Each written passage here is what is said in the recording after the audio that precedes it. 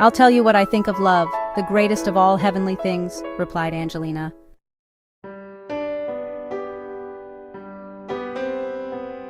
Love is the finest refreshment of mortal life, providing a glimpse into the heavenly state, a vision which, if maintained, can last well beyond the initial perception and for all of one's life. So I say that any time not spent on love is time squandered in absolute waste, that if one is idling, not loving, or God forbid hating, then life is a wasting.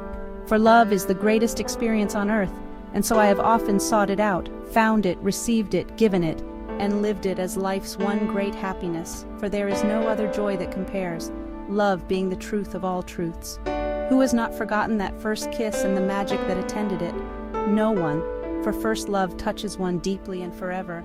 People newly in love glow for weeks on end. There is nothing like love, although strangely some do not actively seek it out, perhaps for fear of rejection. But even love's worst pain is sweeter by far than any other pleasure. There is indeed no contest, and to love and lose is second only to loving and triumph.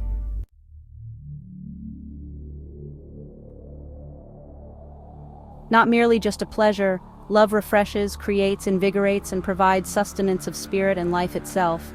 Without love, there is no life, at least none worth living. When you give up on love, you begin to die.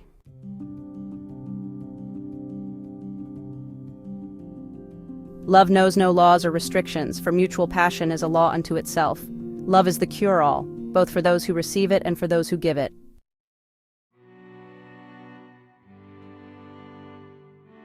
The one tragedy in life is not death, but that some people do not love, aye, nor do they live, for the fear of the one is fear of the other.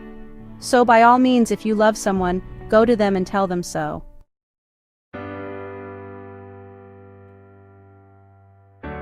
It is said that the loving are the daring, perhaps because they seek the ultimate adventure, often risking all for that which lies far and above the commonplace, that vision into paradise.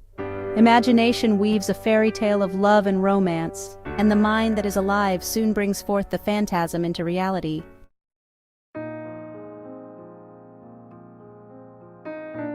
Placing our very life and happiness in another through love is the greatest gift one can give, for it is the gift of oneself.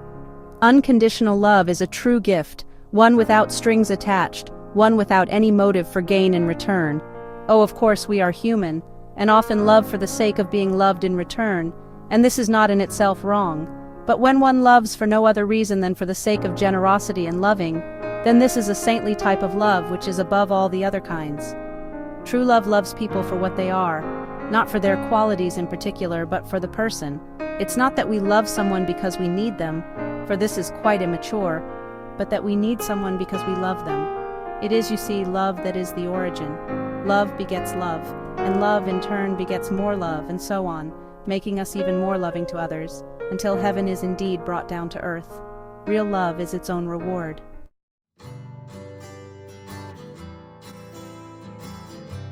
Identity is not lost in love, for true lovers do not sit looking only into each other's heart, but rather look outward, each in the same direction. It is a seeming violation of arithmetic, that in love the two become much greater than 1 + 1, and that the two, nevertheless, do not become one, but remain as two, yet still share the same vibration in their souls. It also seems to be a paradox that love, when divided, is not at all diminished, but that each individual love multiplies to exceed the lot. One can never run out of love. It is a miser, indeed, who withholds love from a capacity that is boundless. Hoard not that which can be given. Give love, and even more love comes back full circle to you.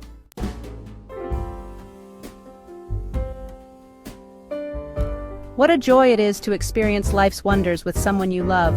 Oh, walks and plays, and dinners are great enough pleasures when taken alone, but note how much better they are when you have someone to share them with. Another bonus of love is that, with it behind your actions, you may soon find yourself doing the impossible, as love's inspiration carries you along through any kind of difficulty. For me, it was an inspiration to draw and write.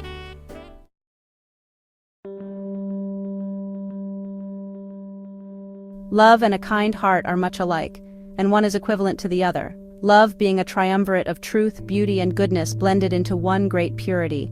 We do not merely love, we are love. We do not create, We are creation itself. We don't just live, we are life. There are many forms and faces of love, such as brotherly, sisterly, motherly, fatherly, romantic, spiritual, professional, and physical. And it often depends much upon the circumstance which one is the most appropriate form to give to a particular person. But, in all of the above forms of love, there is much more that could be given.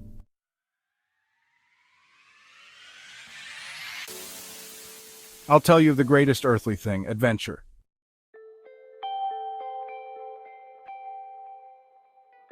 Boredom and dull routine have little place, if any, in a life, and it is only by one's own laziness that they are allowed to exist at all, languishing nearby on the doorstep, as it were, as uninvited guests, as all the while terrible complaints are hurled against them. "I'm bored," we say, half-heartedly hoping that some new entertainment will appear out of the blue and carry us away from a dreary, commonplace existence, perhaps into a fairy tale.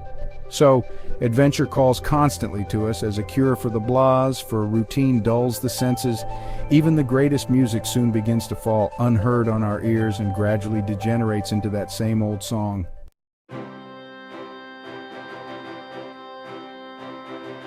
Although breaking the chains of routine often requires a great burst of energy, adventure can become self-sustaining once the seeds have been planted. Yes, initially some hard work must be applied, since adventuring is not normal, free, and easy in this world. But remember that before all realized realities must come the dream, the creative vision, the attitude, and the outlook that will bring adventure to life. Even before the dream comes the yearning, though it's dim at first, faintly glowing as a phantasm in a fleeting daydream struggling to maintain its shape before it fades into the noise of day. As these shadows pass over the adventurous mind, the vision must be enhanced and then steadily pursued until it, at last, becomes three-dimensional and real. We often look back later, quite amazed at the wonders that we have wrought, but we had the vision.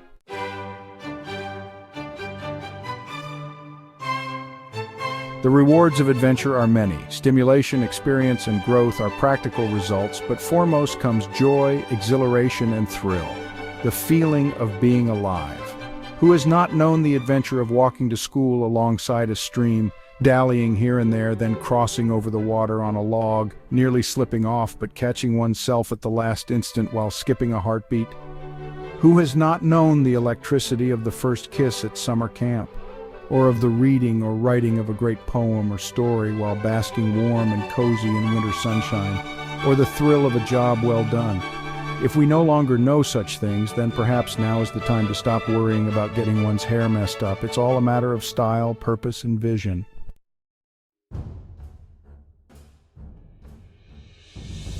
To plant the seeds of adventure, one must seek out the uncommon, the unusual situation, the exotic, even in one's own backyard, looking for the odd character.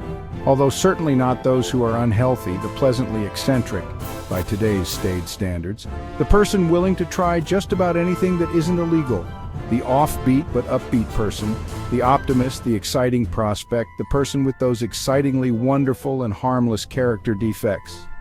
And so it is that once you find it, adventure begets more adventure, for ideas from all over soon begin to interact and build until a person rises above mere existence and really lives.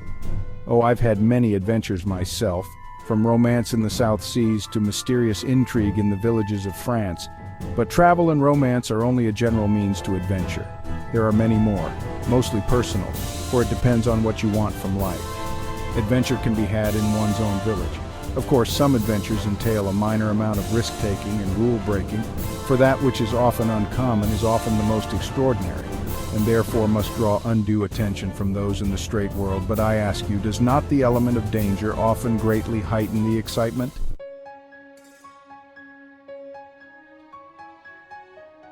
Who has not, in the throes of spring fever, slyly disappeared from the place of employment on some exciting romantic mission and found adventure in that forbidden quest? Yes, adventure is lived in that delightful middle state in which one is neither drunk nor sober, nor ever totally reckless, but ever balancing excitement with responsibility, each paying for the other, as we walk the thin line between foolishness and adventure, the log across the creek.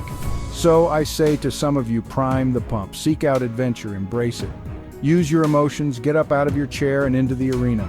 Open up and invite adventure in. Give it, take it, and live life with a reasonable passion and with a passionate reason, for adventure can even become a commonplace situation that one can tolerate.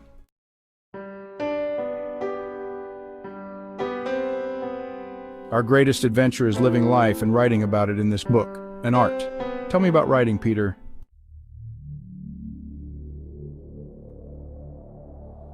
Artists create after living and feeling, whether it be for real or accomplished only in their minds and dreams.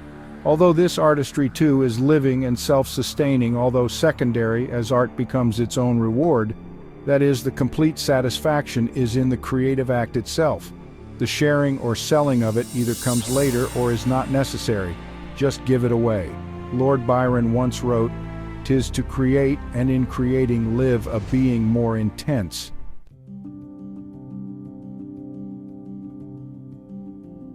Artistry, as in our writing and illustration, is inspired by and is intertwined with living a being more intense.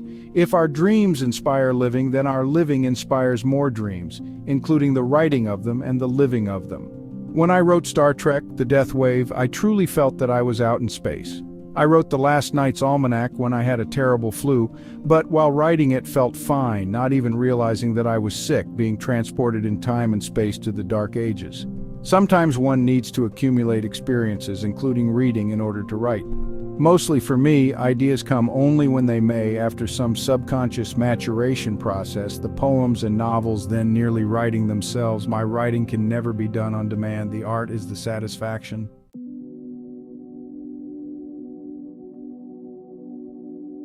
The selling of it for peanuts comes only out of the unconditional love of sharing it. We all contribute to the world what we do best. If that happens to be telling jokes, then that's what we give away for free. Otherwise, in our case, writing and art. In most areas of my writing, especially in the universal wisdom poems, I must live the ideas first, in order to prove that the advice can be written down and dispensed.